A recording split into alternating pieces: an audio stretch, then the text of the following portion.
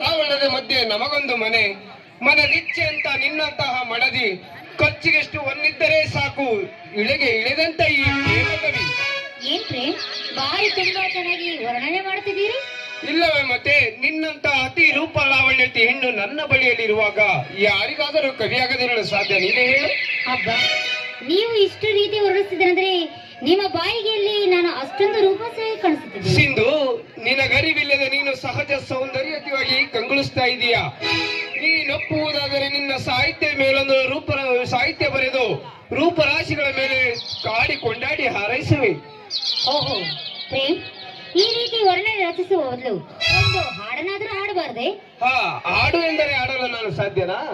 ಮತ್ತೇನು ಮಾಡಬೇಕು? ನಾ ಆಡುವ ರಾಗಕ್ಕೆ ನೀನು ನವಿಲಿನಂತೆ ನರ್ತನ ಮಾಡಿದರೆ ನಾನು ಹಾಡಲು ಸಾಧ್ಯ. ಓಕೆ ಪ್ರೇಮ್, ನೀವು ಹಾಡುವ ಹಾಡಿಗೆ ಆ ಕರೆ ಮುಗಿಲಿನಂತೆ ಹಾಡಿದರೆ ನಾನು ಗಿರಿನವಿಲನಂತೆ ನರ್ತಿಸುವೆನು. ಸಿಂಧು, ಈಗಲೇ ನಾ ಆಡುವೆ. ನವಭರಿತ ರಾಗ ನರ್ತಿಸಲು ಸಿದ್ಧಳಾಗಿ ನೀ ಬೇಗ. ನಿನ್ನಿಷ್ಟವೇ ನನ್ನಿಷ್ಟ. ಕಮಾನ್ ಹಿಯರ್.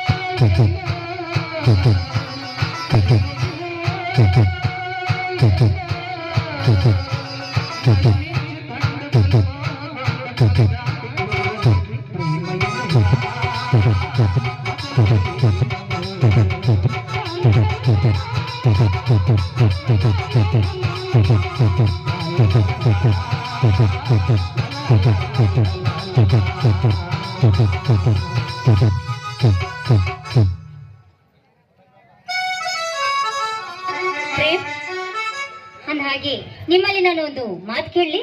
ಕೇಳು ಚಿನ್ನ, ಒಲಿದ ಹೃದಯಗಳು ಒಂದಾದ ಮೇಲೆ ವಿಳಂಬದ ಮಾತೇಕೆ? ಪ್ರೇಮ್, ಈ ಅಜ್ಞಾತ ವಾಸದಲ್ಲಿ ನೀವು ಎಷ್ಟು ದಿನ ಅಂತ ಹೀಗೆ ಇರೋದು? ಅದಕ್ಕೆ ಹೋ, ರೋಗಿ ಬಯಸಿದ್ದು ಹಾಲುವನ್ನ, ವೈದ್ಯ ಹೇಳಿದ್ದು ಹಾಲುವನ್ನ ಏನಿನ ಮಾತಿನ ಅರ್ಥ? ಸಿಂಧು, ಇವತ್ತೇ ನಮ್ಮಣ್ಣನ ಬಳಿ ನಿನ್ನ ಮದುವೆ ವಿಚಾರ ಪ್ರಸ್ತಾಪಿಸಿ ಆದಷ್ಟು ಬೇಗ ನಿನ್ನ ಕೊರಳಿಗೊಂದು ಮಾಂಗಲ್ಯ ಕಟ್ಟುತ್ತೇನೆ. ಪ್ರೇಮ್, ನಮ್ಮಿಬ್ಬರ ಮದುವೆಗೆ ಆ ನಿಮ್ಮ ಅಣ್ಣ ಏನಾದರೂ ಒಪ್ಪದಿದ್ದರೆ? ಖಂಡಿತಾಗಿ ಒಪ್ತಾನೆ. ನಮ್ಮಣ್ಣ ಅಂತವನಲ್ಲ.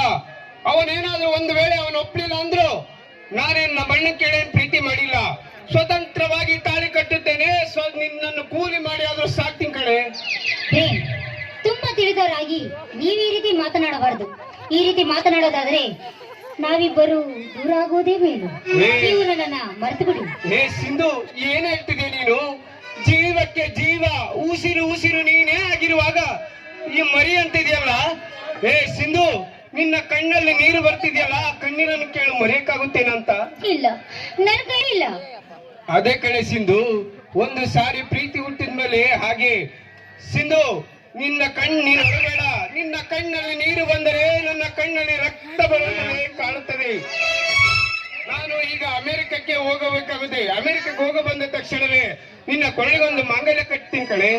ಏನು, ನೀವು ನನ್ನನ್ನು ಬಿಟ್ಟು ಅಮೆರಿಕಕ್ಕೆ ಹೋಗ್ತೀರಾ? ಹೌದು ಚಿನ್ನ, ಹೋಗಲೇಬೇಕು. ನಮ್ಮಣ್ಣನ ಆಜ್ಞೆ ಆಗಿದೆ. ಹಾಗಾದ್ರೆ ನೀವು ಹೋಗೋ ಶುಭ ಶಬರಕ್ಕೆ ನಾನು ನಿಲ್ಲಿ ಅಂತ ಹೇಳಲಾರೆ.